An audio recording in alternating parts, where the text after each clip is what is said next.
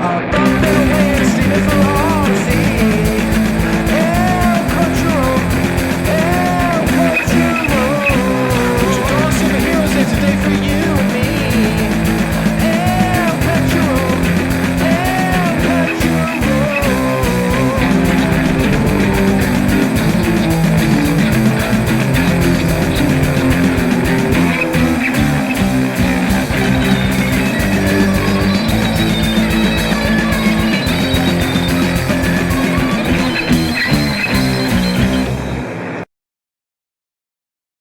Welcome to another X-Men 97 review video for episode 7, Bright Eyes.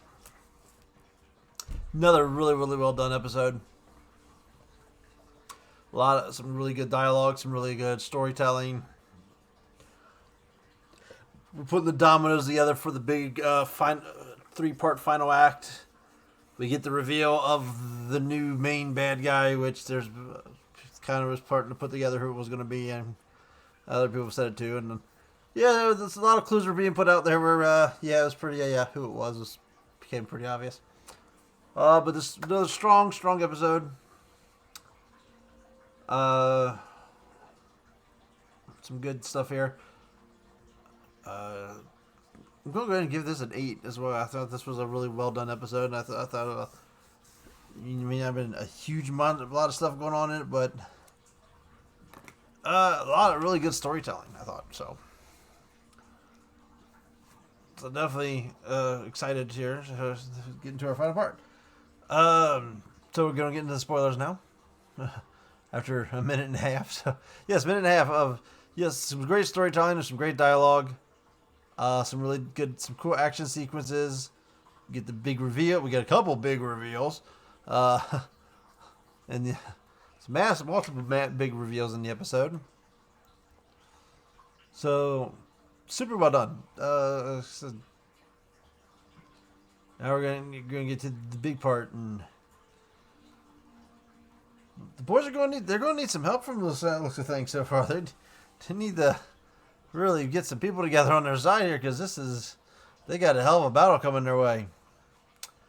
All right, well, let's boo. And boom. Wait for it. There it is. All right. Sorry, we still got the Godzilla Kong background. Got to change that. All right, so it was called Bright Eyes. And there's nothing new in the opening sequence. They added nothing at all to it. So it was pretty much exactly the same lineup as last episode, and all the same cutscenes, I believe. I think I don't know if they removed anything, but there definitely was nothing new.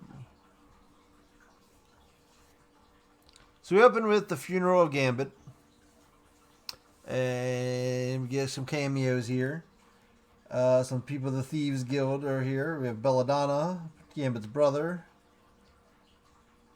and another dude and chick who I can't remember what their names were. If they were, I'm assuming they were in that episode back in the old episodes.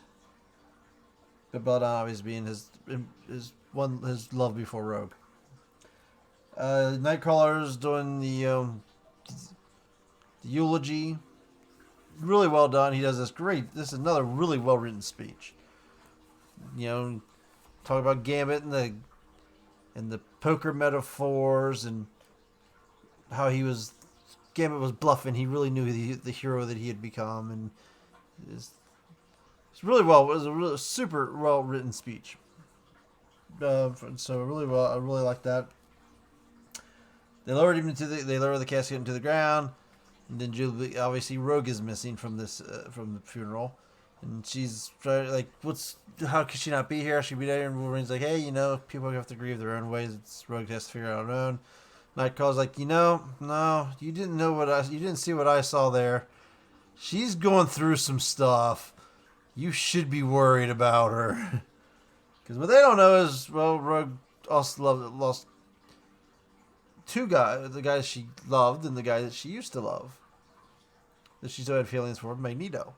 She lost two guys, and her and Gambit kind of were like at the end, she kind of rejected Magneto because she wanted to be with Gambit, and then she never really got to tell Gambit before shit went sideways.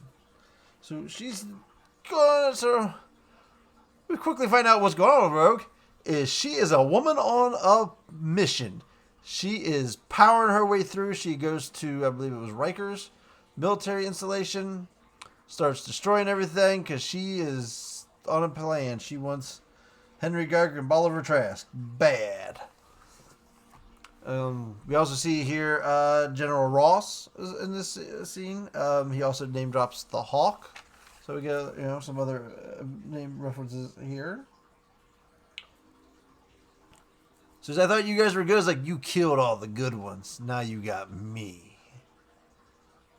So she's hunting down Trask and Gyrick to find out where the Sentinel came from.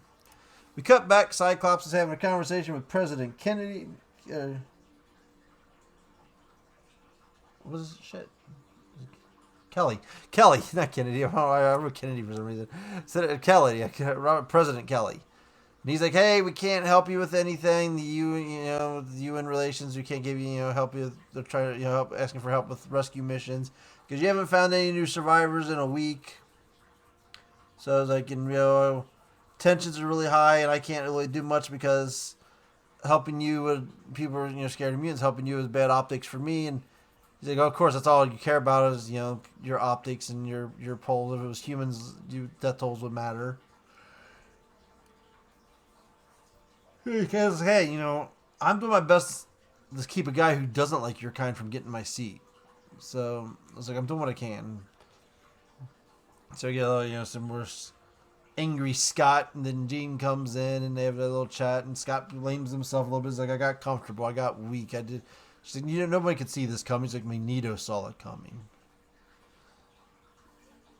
And they talk about, well, now we need to stand together and show Xavier's dream, and so they're going to Genosha to assist.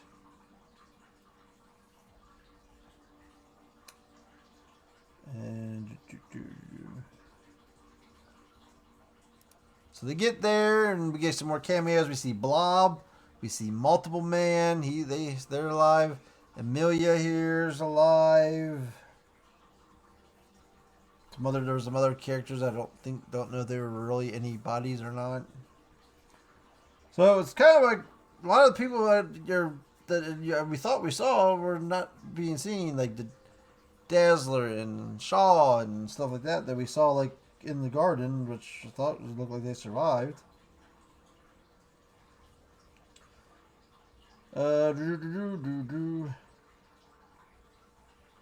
So they start the Citadel, like the big palace. No one's touching it because I guess they're afraid. So Scott and Jean say, hey, we're going to take care of that. We'll clear it. We'll go check it. Trish Tilby shows up, and her and Hank have a moment. She sends her cameraman away so she can take a walk with Hank and talk, showing that there's some kind of connection here with these two. And then we go back to the winter. Sorry, I see someone's image. I couldn't find another image of it.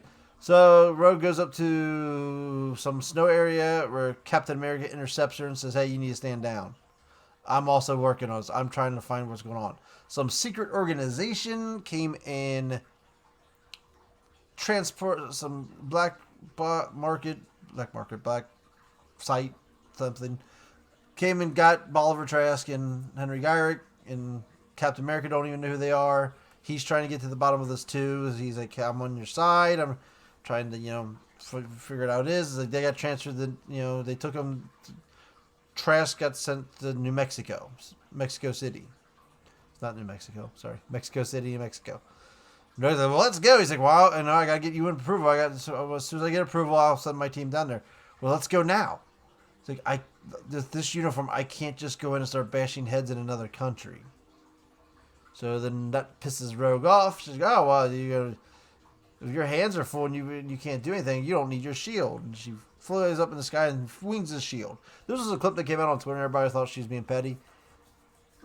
No, I kind of get it. Cap's kind of like, hey, I gotta play by the book. I mean, he's doing Captain America stuff. He's playing by the book, and she's right. She's pissed off and she's ready to go. So I kind of get where she's coming from. She's in the anger stages of grief. And so it's getting late. So they go down the elevator. They find this deserted area, and we see a logo, OZT. Took me a minute to figure it out, but I figured it out. I was like, oh yeah, I know what that is, and I'll cover that. I'll save it for now. We won't make that reveal yet. We go back to Genosha, which I don't have an image for this one. First, we cut back as Strong Guy come by talking to Roberto, so Strong Guy's there. And Jubilee starts pushing Roberto that he needs to come out to his family. Where's your family thing? He's like, oh, they think I'm in the Alps.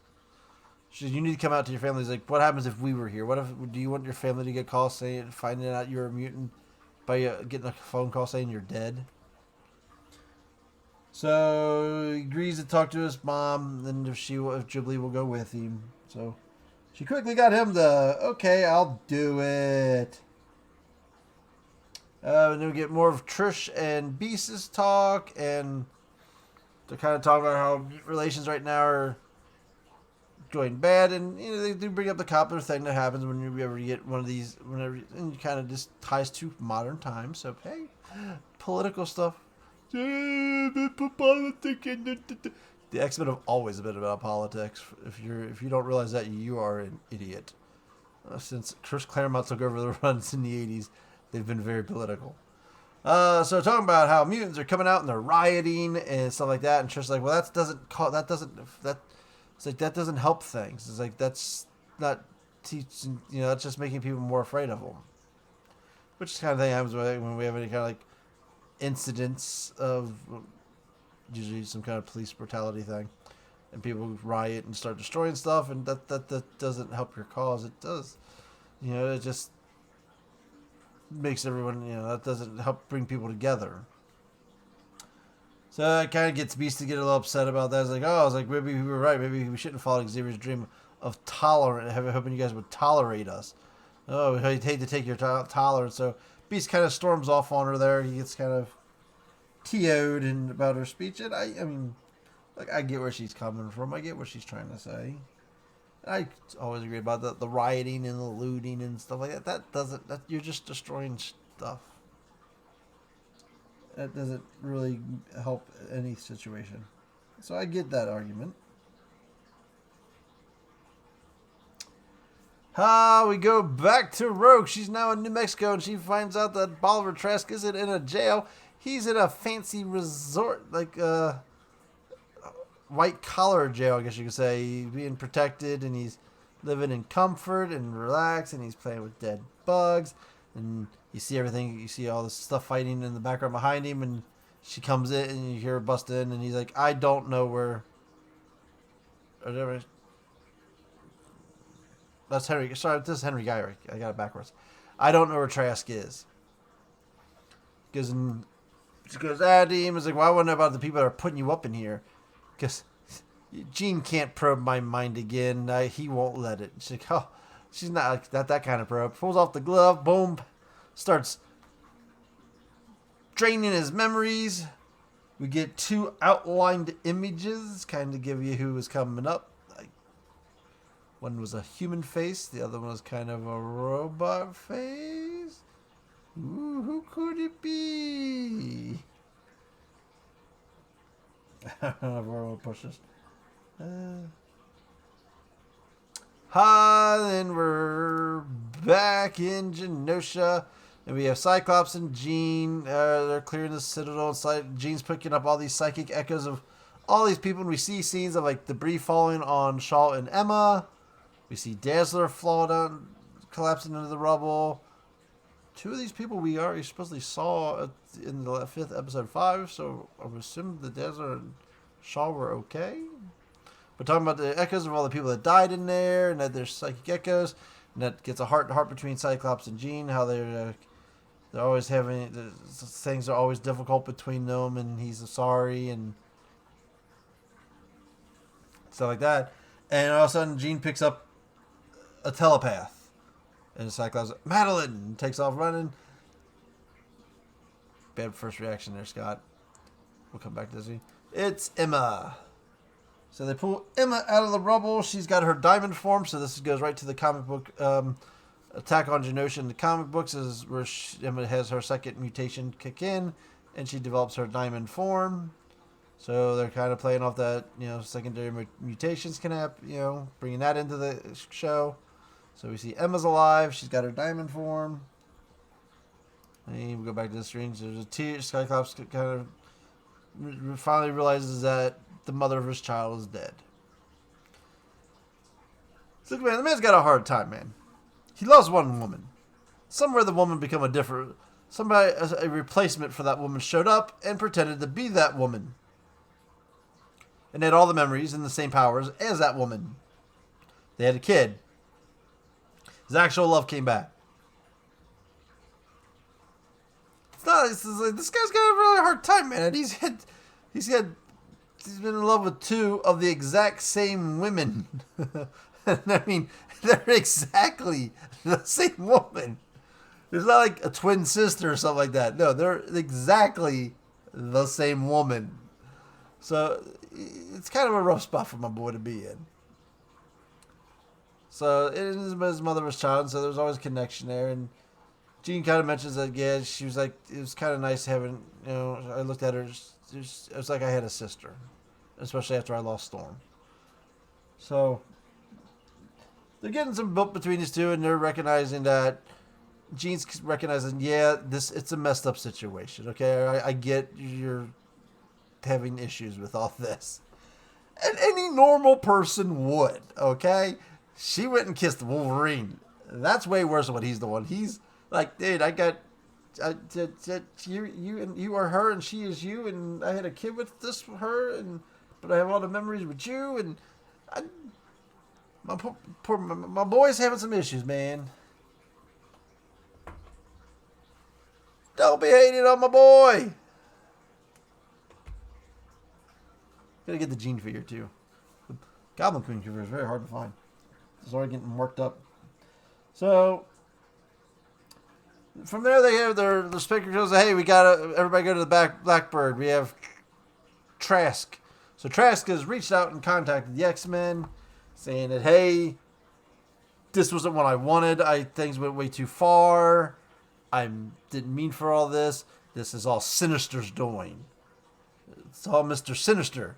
Come to Madripoor and I will show it to you. And they're like, yeah, don't know. Should we trust this guy? Not trust this guy? Well, we gotta go to Madripoor. So like we're taking off to Madripoor to go see what's going. To see what we can find out. Somewhere along this part, Roberto and Jubilee just took off on their own mission. So they're at Roberto's home, this rich, fancy penthouse. And they meet up with his mom, and he just comes out and says, yeah, I'm a mutant. His mom's like, well, thank God. He's like, come on, Robert. Since you turned 16, 5 houses have caught on fire, and your yacht burned down. We knew something was going on here. We just were waiting for you to tell us. So she's like super cool, accepting of it, but she wants him to keep it hidden because it will hurt the stock prices. So he's like, you gotta be, we can't bring out it, and you gotta watch out who you're hanging out with and stuff like that. So she's probably gonna ban him from hanging out with the X-Men. So he's gonna have to probably episode where he's gonna probably rebel against her and show himself out. Go back to I already got that part. Back to this one. Go back to New Mexico, and Rogue's passed out in like an alley, and Nightcrawler's comes to, and they have a little heart-to-heart, and there's another festival for a funeral going on nearby that just happens to be within eyesight of them. And Rogue starts breaking down, and Nightcrawler's like, hey, I was there. You lost 2 guys. But you're not the... But he's like... They lived through you. You helped them live. So he kind of consoles her. She finally starts grieving. She finally starts breaking down and crying. Then Jean comes and puts her hand on her shoulder, and she turns around, and the whole X-Men team's there to support her. So they all come and get her, and everything. So they're together. Then we cut to a scene of Gyrick in a medical bed with a face mask on, and someone comes in, and the radio reacts to him, and puts his glasses on. You see a blurred silhouette of the person. They kind of talks like, well, the plan you're playing with is like, yeah, it almost worked too well. You almost gave up too much information.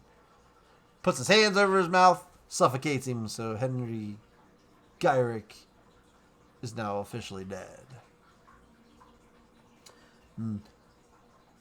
It's pretty obvious at this point. You know, if you know the character in the comics, you know who it is because you could see enough of them to make it out. But I'll save my reveal because it's fun. They're like, I know it is, you asshole. Just talk about it. So our team gets to Madripoor's UN. Everybody's passed out because of sleeping gas. They do the little Diet Coke thing to get to hit an elevator. Takes it up to an upper floor where we have all these cybernetic Terminator looking like guys. And everybody's like, what the hell was this going? What the hell's going on up here?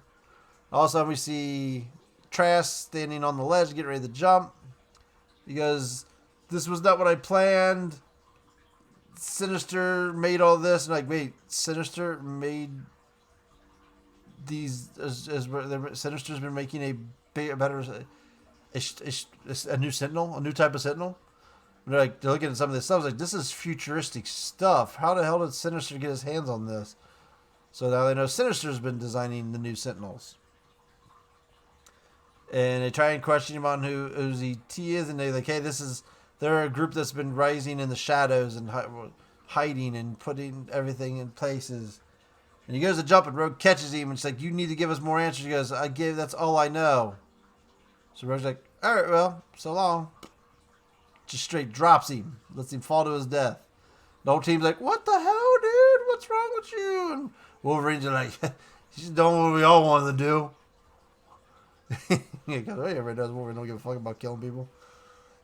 So then when she goes down and says, like, that man was responsible for Gambit's death, for all these thousands of people. He's responsible for the death of my man. And all of a sudden, boom! She gets leveled in a big explosion. You hear a voice saying, terminate the mutants. Next thing you see Cyclops wake up and there's fire all around. He's trying to assess the team, get everybody together. You good? You good? You good? Look up and there's Trask. We see Trask there and his head completely exercise turns around. Then his body turns around to match him. And he is a human sentinel. A prime sentinel, as they're called.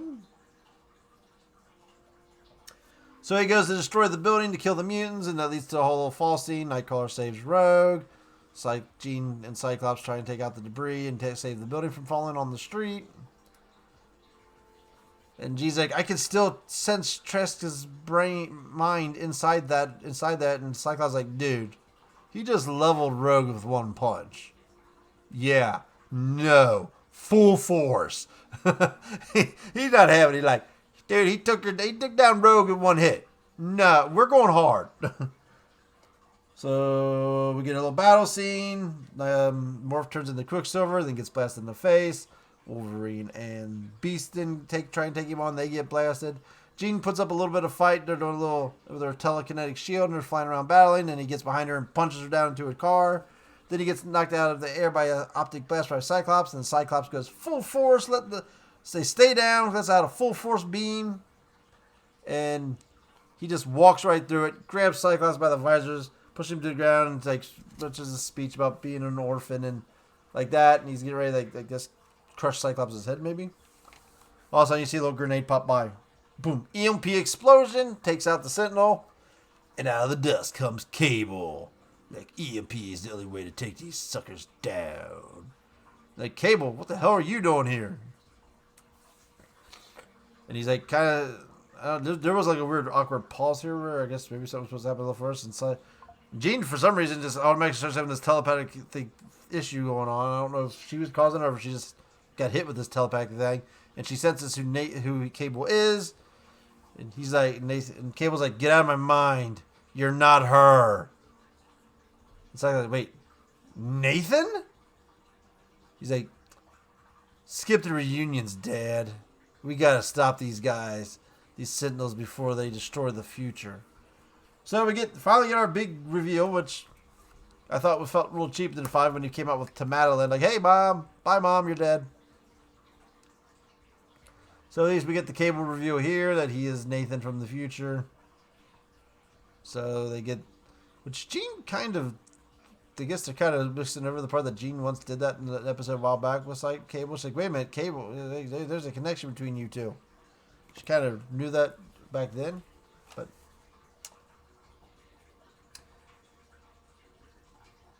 So we get Cable. Remember, what if Cable's going to be in the credits now? It'd be cool. Cable's going to be part of the team. They should give Cable. Cable better stay with the team. Gets his own little opening montage spot in the thing, like Cable. Oh yeah, that'd be cool. That'd be awesome if Cable joins is officially a member of the team now.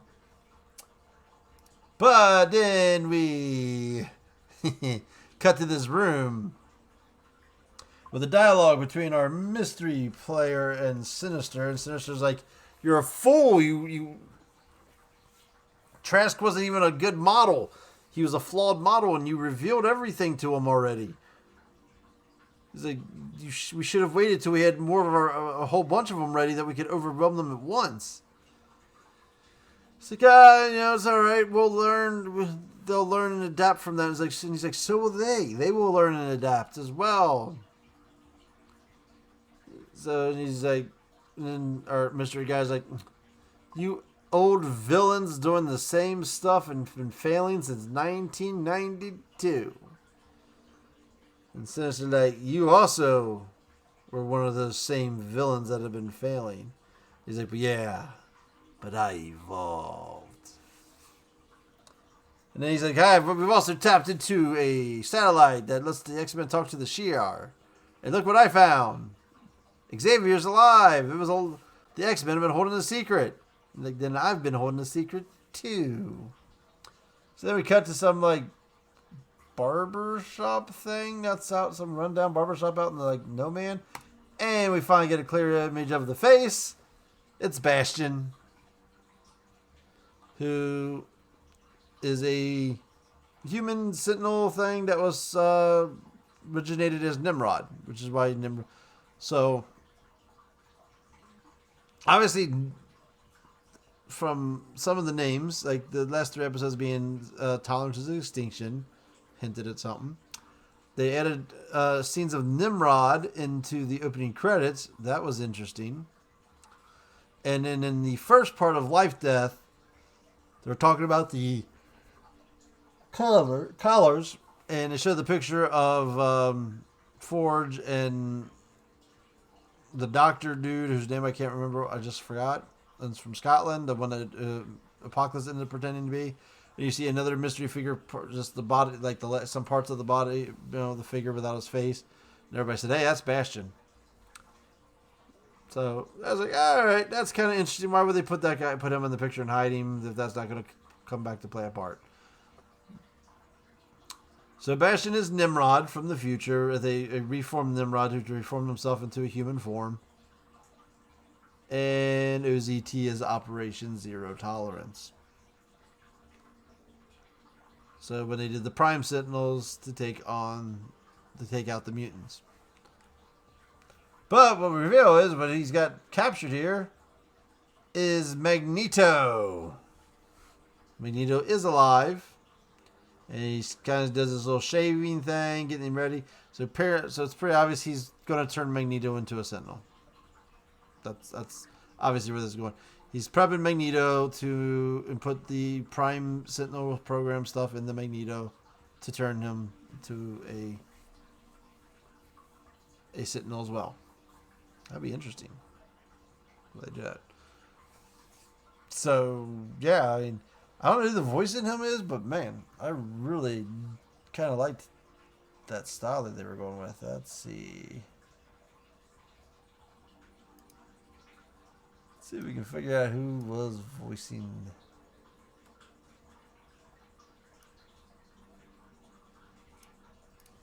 Where'd that come from? IMDb. But he had that nice, cool kind of approach. It was really cool. But so obviously we got the big three-parter. Shit's gonna go crazy. People are probably going. I don't know who's going to survive. Gambit is officially dead. They buried him. He's in the ground. Unless they go back and do some time travel or anything.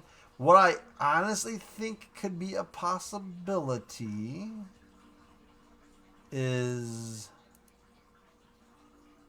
it could also go to Krakoa with the resurrection protocols.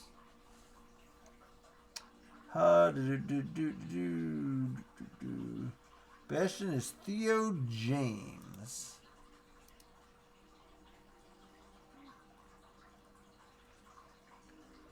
Divergent, Elite, they did all the Divergent movies.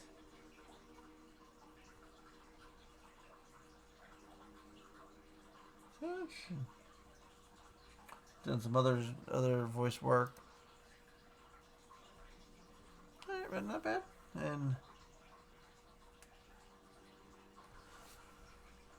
So Theo James, that's who voices Bastion. So he does really good. I do like the character a lot there. I he's kind of got that new level-headed, newer type of villain kind of seems like, hey, I'm evolving. I'm not the same old cartoon villains that we've always had. Kind of like say like I like how they kind of work that in there too. It's like I'm not the same villains that they've been facing since 1992. I'm a different type of villain. I'm an evolved villain. It's almost like he's breaking the third wall kind of a little bit. Talking, I'm a different. You're all the same old villains as all the old days. I'm a new villain. So if I did, like the bad guy, I don't do villains. You refer to themselves as villains. So yeah, I guess we're gonna get. I don't think we're getting one big dump of all 3 episodes, so I'm assuming it's one episode, one of each part of these per week. So we're gonna get the first one. I imagine we'll probably have some major cliffhanger ending on it, set up for it. So interesting to see. I think we're gonna have a big scene with what I do predict is Roberto will finally reveal is gonna come out and have a show turn into Sunspot. Come out in the world, the fight, to join the fight, and he's going to reveal himself. See that coming. So they've been clearly setting that up. The team needs to learn something because they were not very effective against this faulty Prime Sentinel. So I was like, yeah, man, he was pretty OP against them.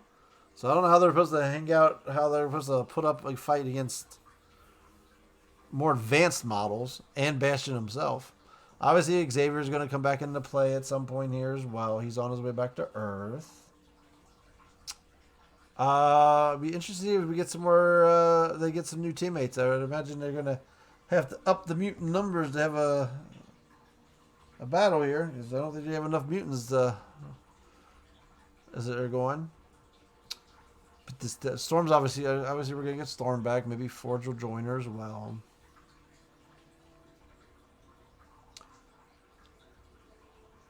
I don't know if we'll get any more. Will Captain America come back into play? Or was he a one and done thing? So that's interesting too. Could the Avengers show up? Because I don't see this going into an Avengers versus X-Men thing, obviously, because Because everybody thought with Captain America was going to become Avengers versus X-Men might be something in the part, but I thought they were going to go with Cyclops going, revolutionary. Was possible because of his meltdown in episode 5, but and he's kind of taking some hard edge stuff here too. But so I don't think I see that coming either. Unless they do a lot of stuff in this 3-part episode, mixing a lot of. So they've been cramming some big storylines in here. So unless they put a lot into these 3 episodes, I'm assuming it's just going to focus on Operation Zero Tolerance and be about taking down the Prime Sentinels. But how far? Where we'll go. So a lot of interesting stuff to see where this goes. I'm very, very, very intrigued. Will we get a Magneto Sentinel? Apparently, as I said, it appears we're going to get a Sentinel Magneto. can you save a Prime Sentinel after they become Sentinel? I don't remember. I know what this event was in the comics. I don't think I really read this one too much. I don't think actually I did. I don't think I read it all because I think this is when I stopped reading comics for the most part. It was like when I started falling out. Came back for like Secret Wars, so I need to get back in. I keep saying I'm going to go back read all the stuff. I keep paying for an unlimited subscription that I don't even use. But I don't remember how. I don't know how this storyline went per se. If you could save a human that's been turned into a Prime Sentinel, imagine you could. Imagine they've done it, but we'll see. All right. Well, I'm padding this too long now, so we'll just wrap it up, and we'll be back next week for the next entry and the first part of the finale. Till then, Cachorro out.